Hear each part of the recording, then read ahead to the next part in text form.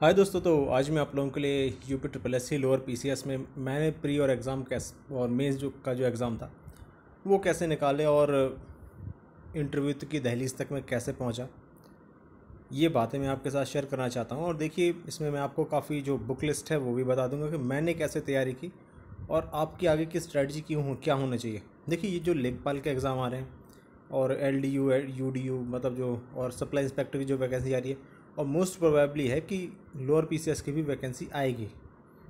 तो ये जो सारी वैकेंसीज़ हैं और जितने भी लोग तैयारी कर रहे हैं यूपी ट्रिपल एस के एग्ज़ाम्स के लिए, तो उनके लिए मैं ये वीडियो बना रहा हूँ और स्पेशली ये लोअर पीसीएस के लिए। तो इस वीडियो में बता रहा हूँ कि मेरा क्या अप्रोच रहा, मैंने कैसे तैयारी की और आपको क्या करना चाहिए। अगर आपको वीडियो ठीक लगे तो मेरा चैनल सब्सक्राइब कर लेना, ठीक है। तो बात करते हैं। देखिए यार, सबसे इम्पोर्टेंट बात, ये एग्ज़ाम में है क्या, हमें पता होना चाहिए एग्ज़ाम में सिलेबस क्या है। सबसे पहले हमारी जनरल रीजनिंग, फिर है हमारी जनरल अवेयरनेस, फिर हमारी जनरल साइंस प्लस मैथ, और फाइनली जो आखिरी पड़ाव है वो है हमारा हिंदी का। ठीक है, तो ये 4 सब्जेक्ट हैं। लोअर पीसीएस में सबसे शानदार बात यह है कि आपका जो प्री का आपका सिलेबस है वही आपका मेंस का सिलेबस है। तो यहाँ पे ये अलग अलग नहीं है कि आपको प्री का अलग पढ़ना है या मेंस का अलग पढ़ना है। और अच्छी बात है कि अब पहले ये जो मेंस था ये ऑब्जेक्टिव सब्जेक्टिव था, अब दोनों ही एग्ज़ाम ऑब्जेक्टिव हैं। तो आपको तैयारी कैसे करनी है ये सारा अब बताता हूँ। देखो, सब्जेक्ट वाइज देखें हम। सब्जेक्ट वाइज सबसे पहली बात है जनरल रीजनिंग की। देखिए, जो जनरल रीजनिंग है ना, रीजनिंग के लिए कुछ नहीं आपको स्पेसिफिक करना है। जनरल रीजनिंग में जो क्वेश्चन प्री में आते हैं या मेंस में आती है, ये आपके SSC CGL में जो रीजनिंग आती है उसी के इक्विवेलेंट होते हैं। तो आप अगर ये बहुत मान के चल रहे हो कि बैंक की रीजनिंग और लंबी चौड़ी पजल्स आती हैं, देखिए मैंने एग्ज़ाम दिया है, उसमें कोई ऐसा क्वेश्चन नहीं था कि जिसमें बहुत लंबी पजल्स आ रखी हैं। जनरल से लॉजिकल क्वेश्चंस होते हैं जो आप जल्दी जल्दी सॉल्व कर सकते हो। बस आपको एक बार अगर आपने लॉजिक लगा लिया तो आप उस एग्ज़ाम के क्वेश्चन को सॉल्व कर सकते हो। अगर लॉजिक नहीं लगाए तो आप घंटे भर बैठ जाओ, आपको वो क्वेश्चन सॉल्व नहीं होगा। यही है, मैं क्या बता रहा हूँ आपको, कोई स्पेसिफिक किताब नहीं पढ़नी। आपको सबसे इंपॉर्टेंट चीज़ है PYQ, प्रीवियस ईयर क्वेश्चंस। आप इन ट्रेंड्स को देखिए कि प्रीवियस ईयर में कैसे क्वेश्चंस पूछे।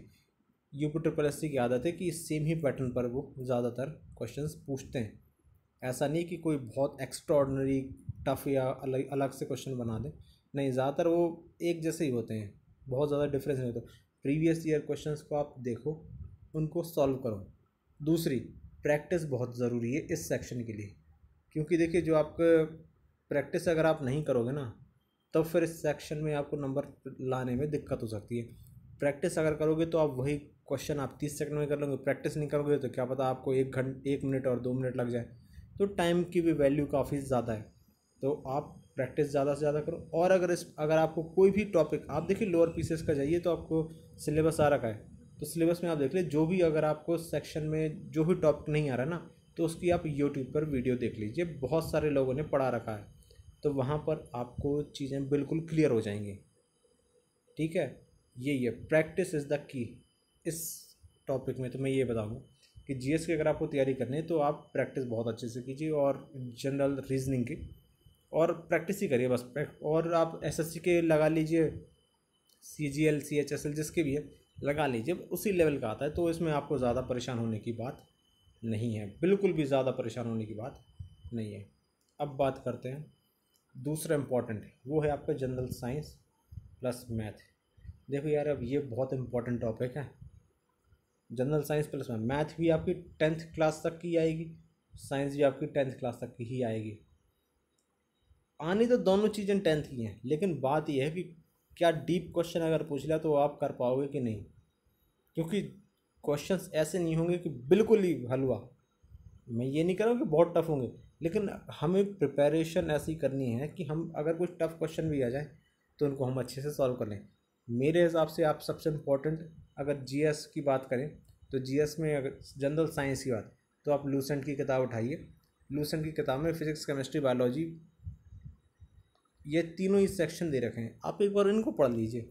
इनको पढ़ लेंगे ना तो आपको एक जनरल ओवरव्यू बहुत अच्छे से मिल जाएगा, बहुत छोटे क्रिस्प नोट दे रखे हैं वो। ठीक है। तो आपको कोई ख़ास इशू नहीं होगा। उसके बाद अगर आपको ज़्यादा और मतलब अच्छे से पढ़ना है तो आप क्लास 10th की कोई भी किताब, 9th और 10th की किताब उठा कर पढ़ लीजिए, तो उसमें आपको सब मिल जाएगा। 9th और 10th की जो बेसिक किताबें जो स्कूल में चलती हैं उन्हीं को पढ़ लीजिए, तो आपको सारे कॉन्सेप्ट क्लियर हो जाएंगे। देखिए हमने पढ़ तो ये रखा है, लेकिन क्या होता है कि हम भूल जाते हैं। भूलने की जो है तो उसको आप थोड़ा रिवाइज कर लीजिए, हो जाएगा। अब बात करते हैं भैया मैथ की, कि मैथमेटिक्स के लिए क्या होना चाहिए स्ट्रैटेजी। देखिए यार, मैथ के लिए कोई सी स्ट्रैटेजी नहीं, मैथ बिल्कुल सिंपल है। आपको क्लास 10th की अगर आर डी शर्मा आती है, आर डी शर्मा तो मैं फिर भी बहुत ज़्यादा बता रहा हूँ, अगर आपको क्लास 10th की किसी भी बोर्ड की आप किताब उठा लो, ठीक है, आप वो बोर्ड की किताब में से जो भी क्वेश्चंस हैं उनको सॉल्व करके देख लो। अगर आपको वही सिलेबस है, सिलेबस ही डिस्क्रिप्ट मतलब दे रखा है UPSSC ने, अब वो बस उतने टॉपिक क्लास 10 तक के करके चले जाओ। मैं ये करूँगा, आपको CGL जैसा कोई स्पेसिफिक नहीं पढ़ना कि इतनी स्पीड में आप करके आओगे। बहुत ईजी क्वेश्चंस आते हैं, इतने ईजी क्वेश्चन आए थे ना। मेंस के जो पेपर था उसमें तो मैथ में क्या था कि कुछ क्वेश्चन उन्होंने गलत ही दे दिए थे, इसलिए वो ज़्यादा टफ लगे, बाकी क्वेश्चन सारे ईजी थे। तो ये दोनों ही बहुत हैं। अगर आप क्लास 10th की किताबें पढ़ जाओगे तो आपको ये नहीं होगा कि आप पे कोई क्वेश्चन छूट जाए, ये मैं आपसे बता रहा हूँ। और प्रैक्टिस करनी है तो आप देखिए SSC के जो पेपर्स हैं ना, SSC के आप किसी भी CGL के CHSL के दोनों के भी आप पेपर मॉक पेपर सॉल्व कर सकते हैं जो उनमें आते हैं। तो अगर वो कर लेंगे तो वो तो उनका लेवल ज़्यादा ही है, इस एग्ज़ाम के हिसाब से तो ज़्यादा है, तो वहाँ आपकी ज़्यादा अच्छी तैयारी हो जाएगी। अब बात कर लेते हैं जो एक सबसे भयंकर टॉपिक है, उसका नाम है जनरल अवेयरनेस। अब देखिए जनरल अवेयरनेस में क्या होता है कि आपका फिजिक्स पॉलिटी भी पूछेंगे, प्लस आपकी हिस्ट्री भी पूछेंगे, प्लस आपका आर्ट एंड कल्चर यूपी का भी स्पेसिफिक पूछ लेंगे। फिर इसके साथ साथ एक थोड़ा सा एक इसमें कंप्यूटर के भी 5-6 क्वेश्चन पूछ लेते हैं, ठीक है, कंप्यूटर। तो ये इतना बड़ा वाइड सिलेबस है ना इसका कि क्या बताएं। इसमें साथ साथ इसमें आपको वो लिख के भी देते हैं कि आपको और क्या पढ़ना है, प्लस आपके कुछ जो डिजीज़ेज़ होते हैं साइंस के, वो भी इसमें डिजीज़ेज़ आपको पढ़ने हैं। आपको जो वाटर की हार्डनिंग, मतलब पानी जो खारा हो जाता है, तो ये तो स्पेसिफिक ये जो टॉपिक्स है ना, आपको ये सारे के सारे पढ़ने हैं। मैं बताता हूँ कि सोर्स क्या क्या रहेंगे, ठीक है, एक एक करके बताता हूँ। और देखिए ऐसा नहीं कि मैं हवा में बता रहा हूँ, जो मैंने किया वही बताऊँगा। देखिए पॉलिटिकली मैंने लक्ष्मीकांत पढ़ी है, और आप ये सोचोगे कि मैं तो CGL की तैयारी, ये CGL की तैयारी तो कर ही रहा था, लेकिन मैंने CDS की भी तैयारी की है, मैंने CAPF के भी पेपर दिए हैं, तो वहाँ पर मैंने लक्ष्मीकांत कई बार पढ़ी है। तो सबसे इम्पॉर्टेंट है लक्ष्मीकांत पढ़ना। पूरी पढ़ पाओ ना पढ़ पाओ, लेकिन स्पेसिफिक जो जैसे सेंटर स्टेट का है, जहाँ पे पता है कि भैया सेंटर स्टेट रिलेशन वाला चैप्टर, पार्लियामेंट वाला चैप्टर, और जो हमारे मोट, मैं ये नहीं कह रहा कि आप आखिरी आखिरी तक बिल्कुल मतलब पढ़ के जाओ, पूरी किताब पढ़ दो, ये भी नामुमकिन है। लेकिन क्योंकि अभी आपके पास टाइम है तो आप आराम से किताब को पढ़ सकते हो, ठीक है। स्टेट स्टेट रीऑर्गेनाइजेशन और इनिशियली जो हमारा फ्रेमवर्क आया था कॉन्स्टिट्यूशन को, वो कैसे आया था, तो ये सब चीज़ें इस किताब से आपको बहुत अच्छे से क्लियर हो जाएंगी। DPSP, फंडामेंटल राइट्स, ये सारी चीज़ें, lower judiciary, upper judiciary, supreme court, high court, 226, 32, ये सब चीज़ें आपको बिल्कुल क्लियर हो जाएंगी। ये किताब बहुत इंपॉर्टेंट है। अब बात करते हैं हिस्ट्री की। देखो हिस्ट्री के लिए क्या था ना यार, हिस्ट्री के लिए मैंने जो किताब है पढ़ी है, देखो मॉडर्न हिस्ट्री के लिए तो मैंने स्पेसिफिकली राजीव वहीर की स्पेक्ट्रम पढ़ी है। तो ऐसा नहीं कि मतलब झूठ बोल रहा हूँ, मैंने सच में पढ़ी है ये किताब मैंने सच में पढ़ रखी है। और सिर्फ मैंने मॉडर्न हिस्ट्री की ही किताब पढ़ी थी। अगर इसमें बात की जाए कि मैंने जो एंशेंट और उसके लिए क्या किया था, तो उसके लिए मैंने फिर भैया मैंने लूसेंट का सहारा लिया था एंशेंट के लिए, एंशेंट और मेडिवल के लिए, क्योंकि मुझे पता था कि अगर कोई ज़्यादा पूछ लेंगे तो मैं कर नहीं पाऊँगा। और जो खतरनाक खतरनाक टर्मिनोलॉजीज हैं वो लूसेंट में दे ही रखी हैं, तो उन्हीं से क्वेश्चन आते हैं, तो वहाँ मैंने पढ़ लिया था। ज्योग्राफी यार, अब एक जो इम्पोर्टेंट चीज़ है वो है ज्योग्राफी। ज्योग्राफी के लिए देखो आपको भैया मैं बहुत अच्छे से बता दूँगा, क्लास 11th और 12th की अगर आपने किताबें पढ़ ली ज्योग्राफी की NCERT की, तो आप ये मान के चलो कि आपको कोई क्वेश्चन फंसे, मैं तो ये कहता हूँ UPPCS में नहीं कोई क्वेश्चन फंसेगा। UPPCS में भी आपके क्वेश्चन फंसने वाले नहीं है, लोअर की तो बात ही छोड़ दो। 11th की जो किताबें हैं वो बहुत इंपॉर्टेंट है, बहुत अच्छी हैं, वो वहाँ आपको पढ़नी ही हैं। अगर आप पढ़ के जाओगे तो हो जाएगा। और अगर वैसे आपको जनरल से एक ओवरव्यू देखना है तो जनरल ओवरव्यू के लिए आप यहाँ पर भी, मैं तो कहता हूँ भैया लूसेंट पर उठाओ, लूसेंट से पढ़ लो। ये दो चीज़ें बता दूंगा। मैं ये नहीं कहूँगा कि आप माजिद हुसैन उठाओ और ये उठाओ, क्योंकि आप तो पढ़ पाओ ना पढ़ पाओ, किताब खरीद के रखने से कोई फ़ायदा थोड़ी होता है, तो उसे पढ़ना भी ज़रूरी है। ठीक है। अब साथ साथ क्या करते हैं कि देखो, कंप्यूटर के लिए तो अगर आपको पढ़ना है ना कंप्यूटर के लिए तो आपको ये स्पेसिफिक कोई भी जो छोटी पतली पतली किताब आती है जो कंप्यूटर के लिए तैयारी कराते हैं, तो वो आप पढ़ लेना, तो उनसे काम हो जाएगा। जैसे पीडीएफ का जो फुल फॉर्म है, पीडीएफ का फुल फॉर्म पूछा गया था प्री के पेपर में, और जब हम कंप्यूटर स्टार्ट करते हैं तो सबसे पहले कौन सी चीज़ होती है, तो BIOS नाम की, जो ये मेंस में पूछा गया था, तो ये BIOS वाला सिस्टम यहाँ पे था। तो ऐसे ऐसे जो क्वेश्चन होते हैं तो आपको ये आने चाहिए। तो यहाँ से आप कंप्यूटर के लिए कोई भी एक छोटी पतली किताब होती है उसमें से आप पढ़ लेना, वहाँ से आपकी चीज़ें क्लियर हो जाएंगी। हिस्ट्री बता दिया, पॉलिटी बता दिया, ज्योग्राफी बता दिया, करंट अफेयर्स। देखिए भैया, करंट अफेयर्स एक ऐसी चीज़ है जिसको कोई नहीं बता सकता क्या आएगा, लेकिन फिर भी मैं क्या कहूँगा, जो स्टडी फॉर सिविल सर्विसेज पे ज्ञान सर पढ़ाते हैं ना, आप यार उनके जो मंथली करंट अफेयर्स आते हैं आप उनको फॉलो कर लो।